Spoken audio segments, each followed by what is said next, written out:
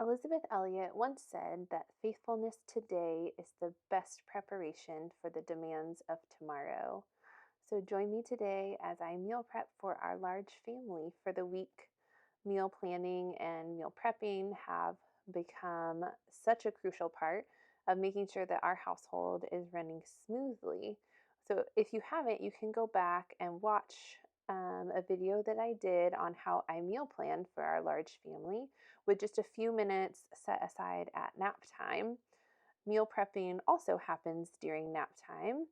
Usually, I try to knock this out during Sunday's nap so that we're just set and ready for the week. But this week it didn't work out, so I'm just knocking it out, just setting aside 1 hour during today's nap time. Um, Usually, I'll try to dedicate a little bit more time to knock out a few more things, but I also want to take a nap while our little guy is napping. So, we're just going to do an hour and get done what we need to get done. So, the first thing that I always do is pull out my weekly meal planner and see what I have written in my prep section of the page. This helps me to know really quickly what things need prepped without having to review each day's meal for the week. Um, I have this as a download. So if you haven't watched my meal planning video yet, you can go and do that, or I'll put a link below where you can just grab my weekly meal planner where it has the meals that I have planned out, what the groceries are that I need for those meals, and then my prep list also, just all on one page. So, anyways, I'll figure out what needs tended to first. And today I am needing some mashed potatoes made for a shepherd pie that we'll be having later in the week.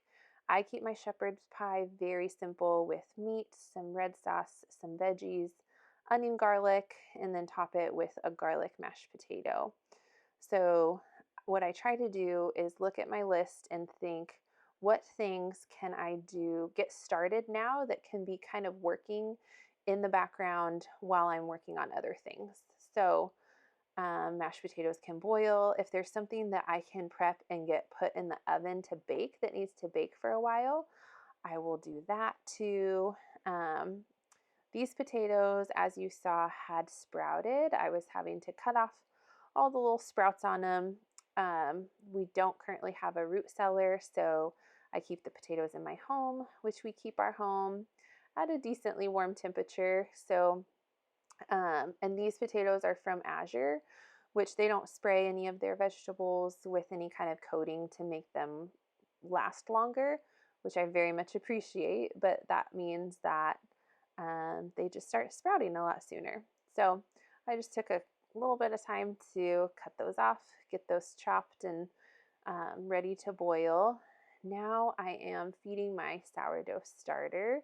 Um, they so here's the thing. A lot of people get super nervous about sourdough and sourdough starter, but it doesn't have to be like this super involved, intense thing. My sourdough starter will live in the fridge for weeks at a time when I don't want to be doing anything with it, or it'll live on the counter for weeks at a time if I want to be baking things on the daily. And honestly, a lot of the things that I do with my sourdough starter are called discard recipes.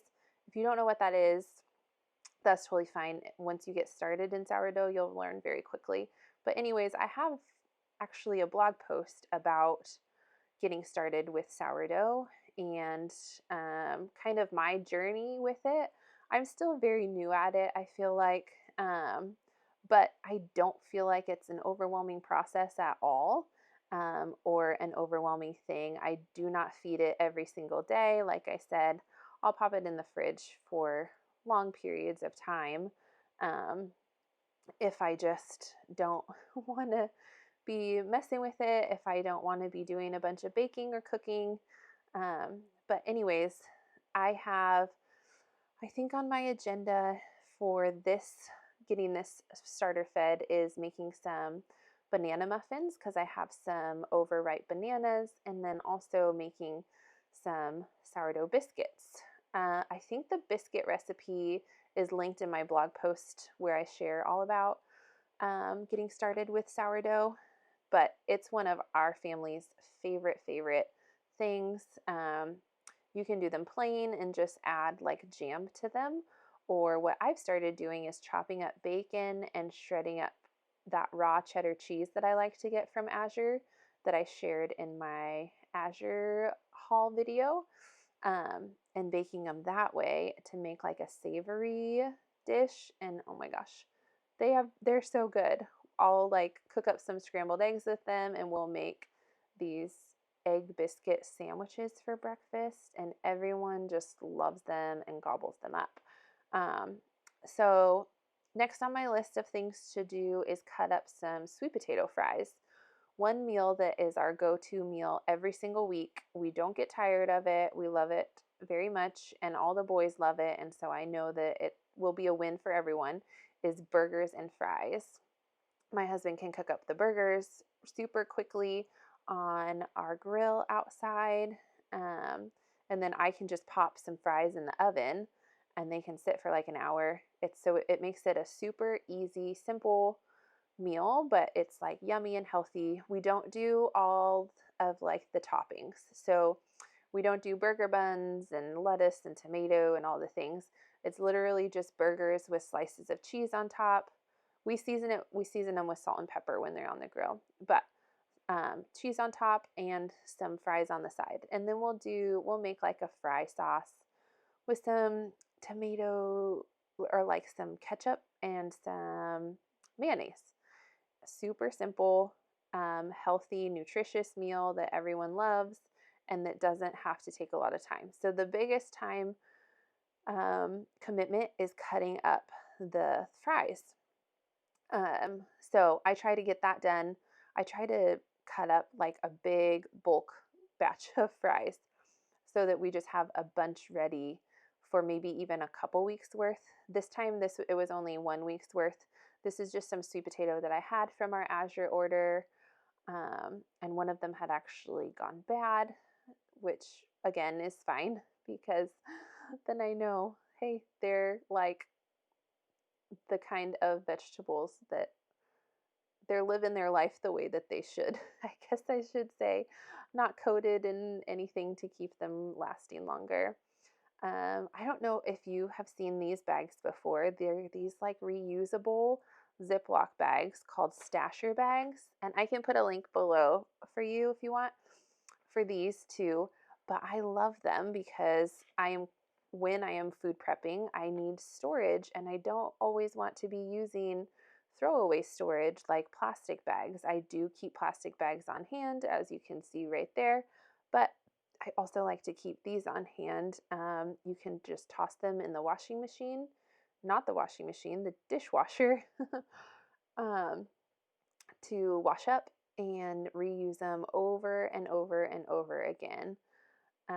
So they're very handy. They feel like a little bit of an investment, but when you think about how much you're not throwing away and then not having to replenish the like throwaway ones, it ends up working out because these last, I don't even know how long they last. We've had ours for years and they work great. So now I'm cutting up some cheese for our burgers that we're going to be having later in the week. This is the remainder of that huge block that I showed you. I think it's like a 5-pound block of raw cheese that we get from Azure.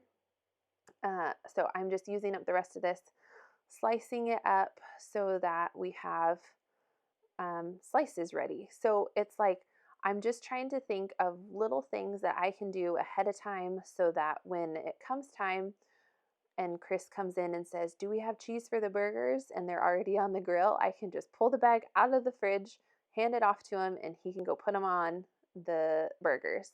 I'm not like, "Oh, shoot, yeah, let me cut that up really quick."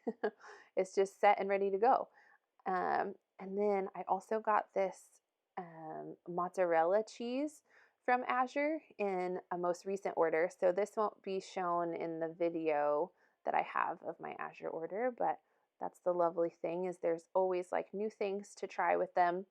So I got these few, I guess, little bricks of mozzarella that we will be doing a pizza night where I'll make some sourdough pizza crust and we'll roll it out and make some pizza. So I just wanted to shred up some cheese really quick.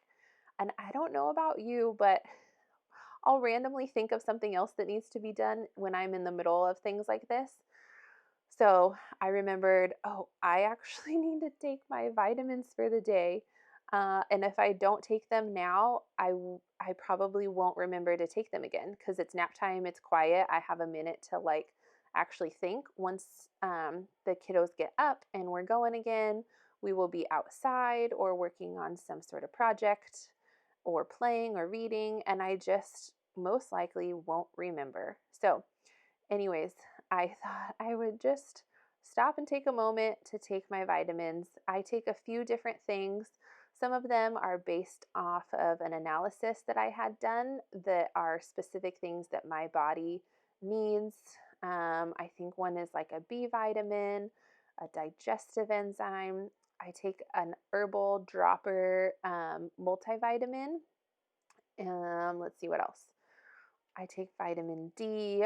I can put a list in the description box below of what I'm currently taking, but I'm hoping to also record a video sharing what my prenatal nutrition supplementation kind of um, looks like for right now while I'm expecting. I feel like I have, I'm in my third trimester right now, and I feel really good. I have lots of energy. Um, I don't know. I just feel really good. And I think a big part of it is just making sure that I'm taking good care of myself. I'm feeding my body good foods. I'm trying to make sure that I'm drinking enough water all the time, all throughout the day. And then I'm also making sure that I'm taking my vitamins when I need to. I try to remember daily. It doesn't always happen that I remember them daily, but I try. And that's better than nothing. I'll share more about it when I do my prenatal um, kind of supplement routine. But now, what I'm working on is prepping our meal for the evening. We have sloppy joes on our menu for tonight. So this is one that our boys love, we love. Um, let's see, what all do I put in it? I put some onion, garlic. This is some ghee that I'm getting warmed up in the cast iron. I love cooking with cast iron. I don't know, let's see, maybe a couple years now that I've been using cast iron. It used to be intimidating to me because I thought that everything stuck to it, but I actually learned how to make it to where nothing sticks to it, which is lovely. So let's see, we do meat, we do some tomato sauce and some mustard and maybe some spices. I can't remember, but then we'll cook it all up. I'll cook up a spaghetti squash too, and then roast some broccoli, and we'll make like these sloppy joes bowls. So we don't make like traditional sloppy joes, but we'll have them in a bowl with some spaghetti squash and some broccoli, and it's so yummy and just fills everyone's bellies up. Then I have our potatoes still going on the boiling over there in the background. My sourdough is fermenting on the counter. So I'm just trying to knock out as much as I can. Like I said, this is just an hour of me doing this while our littlest guy is napping and our other kiddos are doing their quiet time upstairs. I think this day they were listening to an audiobook and building either Lego or their magnet tiles or something like that. They love listening to the Narnia series on audiobook, and so they'll do that. So let's see. I have my onion, my garlic, putting in my meat. Yeah, it's like a simple, straightforward meal that we all love. So I can't remember if I have it on my list of capsule meals that is part of my download, actually. Um, so if you download my weekly meal planner, I also on there have our capsule meals, which are just some of our tried and true meals that we can easily go to and have most of the ingredients without, I can cook it without really thinking about it. We have most, if not all of the ingredients stocked in our pantry because I like to keep our pantry stocked so that we're not constantly relying on the grocery store for something. Um, so potatoes are draining and I'm going to add some butter. This is the butter that I got from Azure. I think it was called Glacier's butter or something like that. It's a really yummy butter. It's like, it's not as dense as we usually get the grass-fed Kirkland brand. And this one is just like a lot more, I don't know, fluffy, I guess. I don't know if butter can be fluffy.